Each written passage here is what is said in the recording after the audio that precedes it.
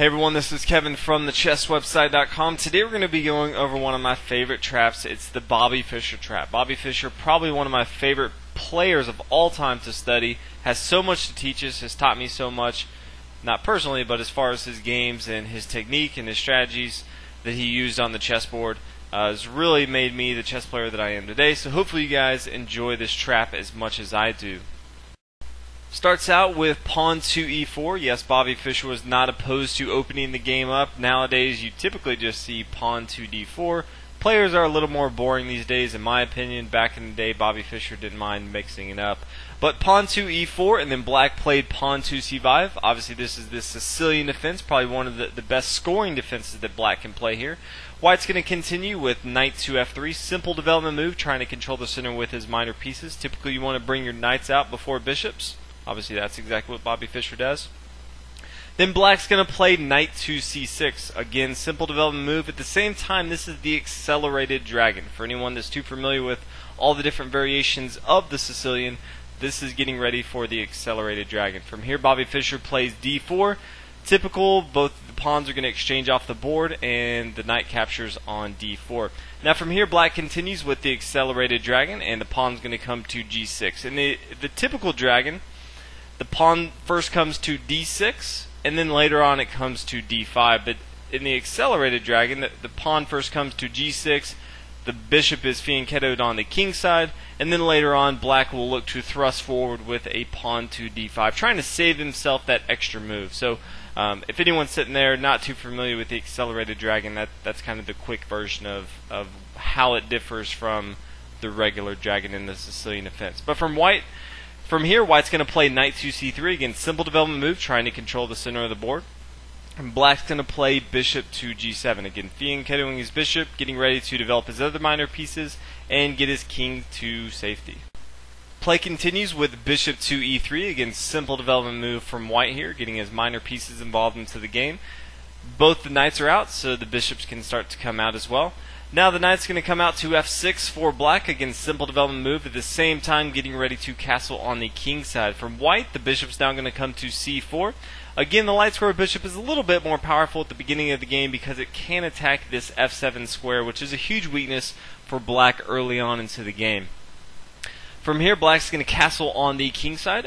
Again, king side safety is a huge factor early on into the game. And then Bobby Fischer plays bishop to b3. Now, if anyone's really studied Bobby Fischer a lot, Bobby Fischer absolutely loves this move. He really loves to bring his bishop to the b3 square and just eye down on this f7 square the entire game and just put tons and tons of pressure on his opponents. Personally, I've started to try to do this more and more and just find that it's really hard for your opponent. Anytime you can have more than one weakness for your opponent, it's really hard for them to kind of play against all those. And so Bobby Fischer just likes to hang out with his bishop on b3 and just completely eye down on this f7 square the entire game. So that's kind of what he does. This is a typical move. Nothing crazy, out of the ordinary, but at the same time, this sets up a trap. And the trap is simple. It's basically luring the knight on c6 to come to c5.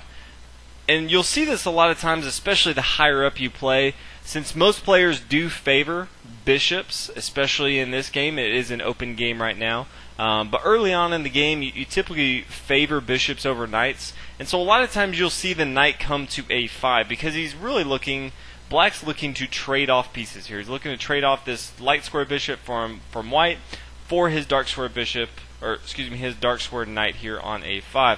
But Bobby Fischer has different plans, and the trap is already set up after the knight comes to a5. He kind of just sets himself in this trap. The pawn's going to come to e5, and it attacks this knight here on f6, and there's really no good place for the knight to come. The best move would actually be if the knight comes and captures on b3, then the exchange could look something like this. The pawn's going to take here on f6, the knight can come down and capture on a1. Again, we're just taking as much material as possible. The pawn's now going to come to g7. The knight is already trapped, so he may as well take as much material as he can. He takes on c2, the pawn, and then the knight captured, and the pawn is captured. Now keep in mind, white probably has a better game in this situation.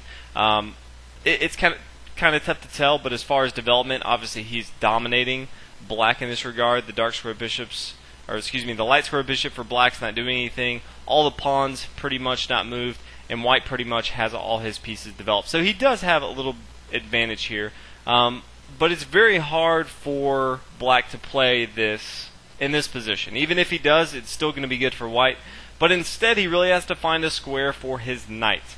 So let's look at his options. Obviously, if he brings his knight to h5, this is probably one of the most passive squares on the board.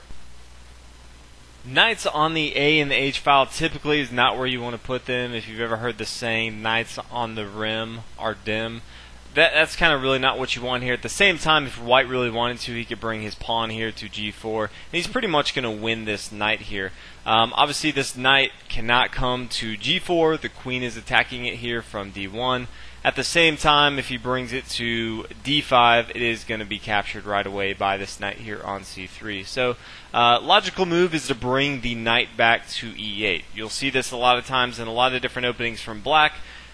Obviously, once you bring your knight out, you castle on the king side, and then you go ahead and bring your knight back to e8. Again, a lot of times black in these scenarios, as far as the accelerated dragon and the dragon, you like to kind of stay back and then attack later on, kind of see what your opponent's going to do. But as we can see here, e8 is actually going to be a very big mistake here, because white has a nice little sacrifice with bishop to f7. And this is just devastating for black for a couple reasons. First of all, let's say he captures with his king here, which probably is the worst move, but at the same time, I mean, there's really no great move. From here, white can play knight to e6, and this is a devastating move because this queen here on d8 is going to be captured. Obviously, we can already see now why this trap is so good. At the same time, not only is this queen going to be captured, but this king is no longer defended. He no longer has this pawn here on f7. Anytime your king is fianchettoed with the bishop here on g7, if you lose a pawn, it just becomes that much weaker. So anytime you're fianchettoing your bishop, you always want to make sure that you have all your pawns. In this case, since he's already lost one pawn and his king's out, that's just not safe at all. So in this case, as we can see, even if he does capture right here, then the queen can come in and capture on d8. Now also keep in mind, he could capture with his rook, which is probably the best move if he does have an option here, because again, he doesn't really want to expose his king if he doesn't have to right away. But from here, the same thing. The knight can come to e6. This queen here is going to be lost. As we can see, he can't come to c7, he'll be captured by the knight, and he can't come to b6, he'll be captured by the bishop.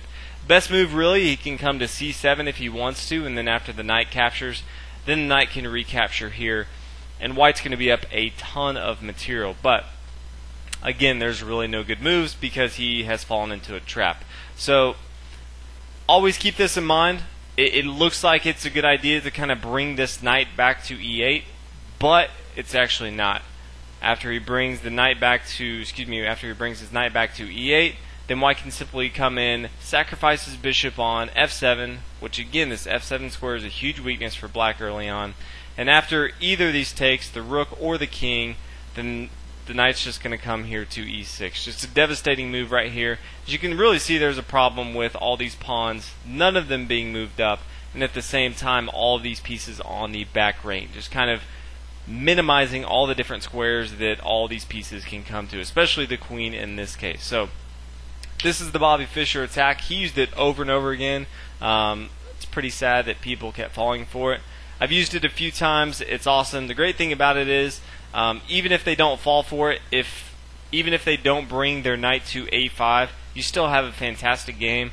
Anytime you can set your opening up, your board up like Bobby Fischer does, you're pretty much going to give yourself a good opportunity to win the game. So hopefully you guys enjoyed this video. If you have any questions, feel free to leave a comment, and I will see you guys in the next video. Thanks for watching.